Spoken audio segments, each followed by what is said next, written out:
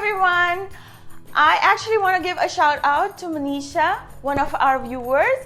She has sent me a recipe which is a masala chicken curry recipe, and it is actually 100-year-old recipe. She learned it from her mom and her mom learned from her mom. So that is why it is 100-year-old recipe. And what she writes to me is that the reason this recipe is so special is because of the way the spices are made for it. I did try it out, Manisha, and it turned out really good, and this is one of the reasons that I want to share it with you, and I've named it Traditional Masala Chicken Curry. I'm Alpa and welcome to Something's Cooking. Let's get started.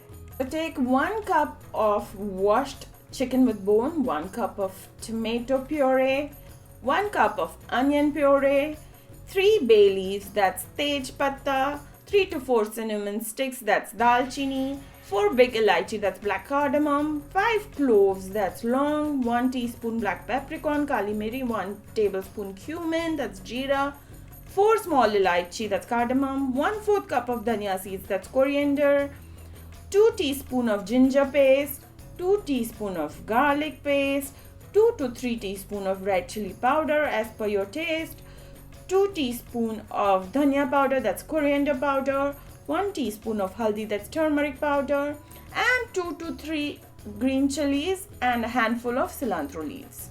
Now we just turn on the gas and heat the pan.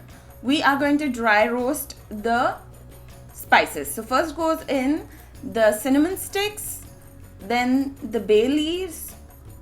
This will give more aroma to your spices, the whole spices. Then goes in the long, that is the cloves, and then the black peppercorn, that's the kala miri.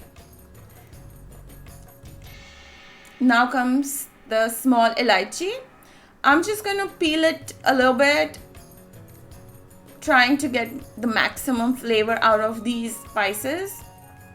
Now it's the turn for the big elaichi, the coriander seeds, and the cumin seeds. Now let's just dry roast them.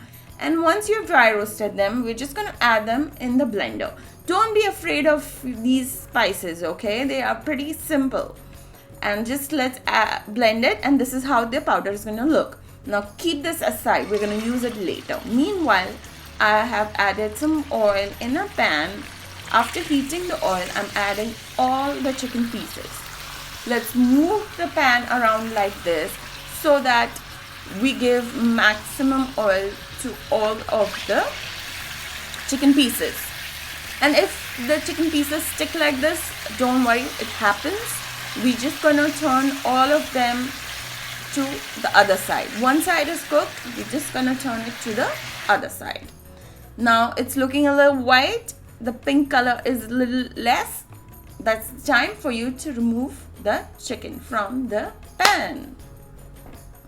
Okay, now you see the water, and that's the chicken broth, a little bit of chicken broth that oozed out of the chicken.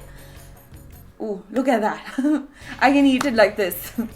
Okay, so going back to that broth and the oil, we're just going to add a little bit of ghee, that is the clarified butter, to it. Say about 2 tablespoons. And we are going to add all of the onion paste. So mix it all up, and we are going to wait till it becomes a little bit brown. So here you go. They're looking a little golden brown. This took about 5 to 6 minutes. I'm adding the ginger and the garlic paste to it. We're going to mix that in as well. And then we add the tomato puree. Now sometimes tomato puree takes a little longer to cook. So the easiest way is to take a lid and cover it up. And then you can wait for another 5 to 6 minutes. And your tomato puree will be ready by that time.